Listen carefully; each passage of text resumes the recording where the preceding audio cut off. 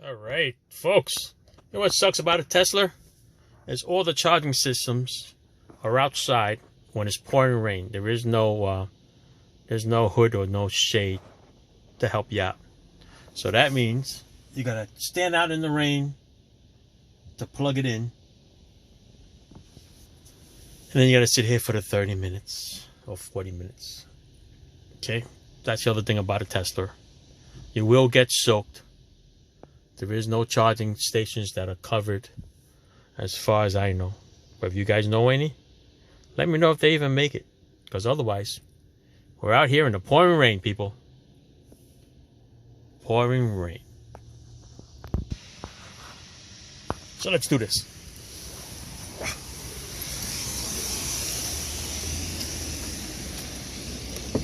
Grab this little bugger.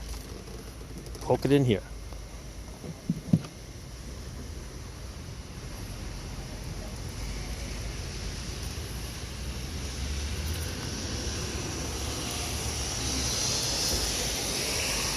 It's going. See what it says inside. 40 minutes to charge it. I'm at 17%. All right, here we go. Let's see. So the charging rate, and you see it's starting to move. So the superchargers definitely charge it a lot faster. It's between 30 and 40 minutes. If you go to those bootleg ones, it's going to be hour, 2 hours, sometimes 3 hours. That's the catch. Okay, the rate might be a little cheaper, but you have to hang out a little longer. That's the problem with that. Okay, so if you don't belong to a Tesla supercharger or use one of those, you're going to be here for a long time. All right, I'm going to fully charge it, see what happens. All right, folks, another thing about a Tesla that you don't know about, besides when it's raining. Listen, if you got to get something in the trunk, or if you have your hands full, you cannot just open the trunk with a remote or a key fob. You still have to come in and go into the car, go into the screen, and open the trunk. On a normal car, you hit the key fob, the trunk opens. Okay? That's the other problem with this thing. All right, let's see what else I can drive with. Oh, yeah, I'm driving in the rain. Of course, I have the wipers on automatic. So in case you get into a big rainstorm where it comes down pretty fast, it takes a couple of seconds before it goes into the high speed for automatic. So you can be driving in the blind until it's ready to go. All right. What else did I find out driving in the rain? It tracks pretty good. Still hydroplanes, just like everybody else. And that's it so far. What else did I notice? I noticed that the trunk is pretty big in the back. The front trunk, or the front frunk, is not that big. You can't really put too much in there. The air conditioning is pretty cold. And that's about it. All right. All right, I'm driving my Tesla electric Barracuda. I'm going to call it the E-Cuda. Just came back from the 2023 Chryslers. Came back down, dropped my son off in Virginia, and now I'm working my way home in the rain.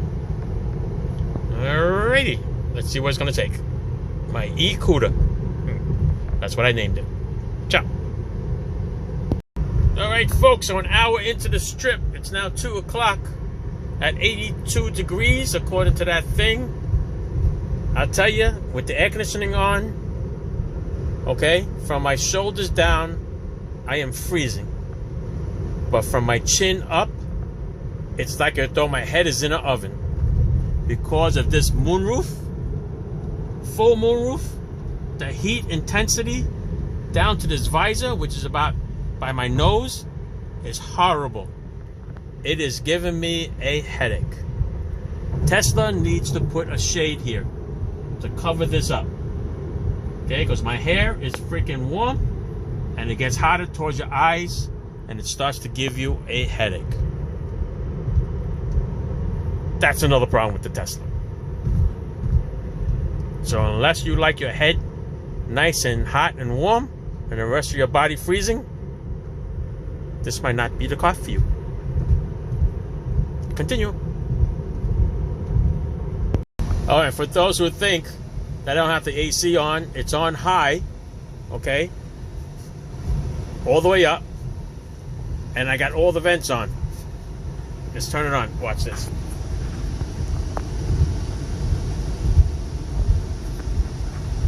All the vents are on, and it's on high. The blower is on very loud. And believe me, the top of your head, it's still hot. It's not going to cool off. Because you know what they say, right? Hot air rises. So the sun coming through that moonroof is going to toast the top of your head. Continue. All right, like I said, it's always 30 to 40 minutes on the supercharger. A little bit longer if you get one of those other bootleg ones.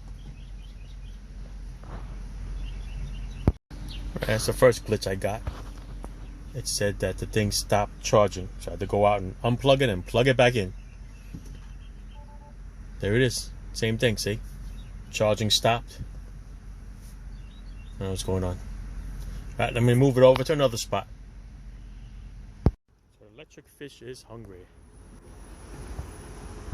He's eating. It's hungry, hungry, hungry. Alright, folks.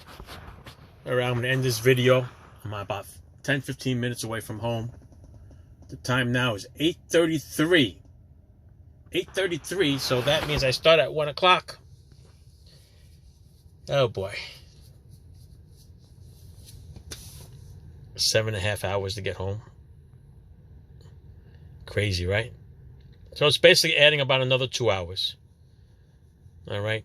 No matter what trip I take, it seems to be an hour and a half to 2 hours extra compared to a gas car. So Tesla, it is what it is.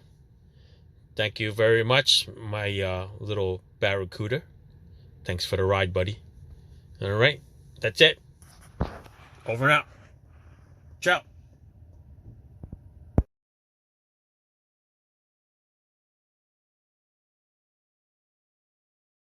Don't forget, people, when you rent from Hertz a Tesla, find out where the superchargers are.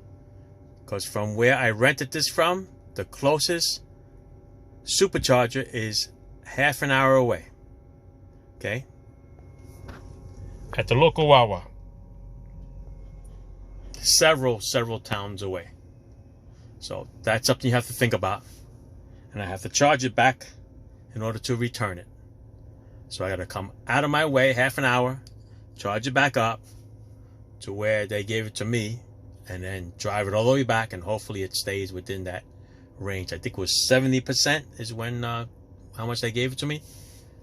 So I got to charge it back to 70.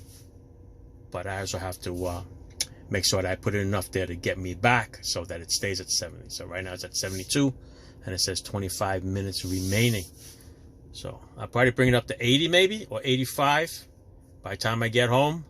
Hopefully it'll be in the 70 range, 70%, and then we're good. All right. Trials and tribulations of a Tesla. Oh well. Ciao.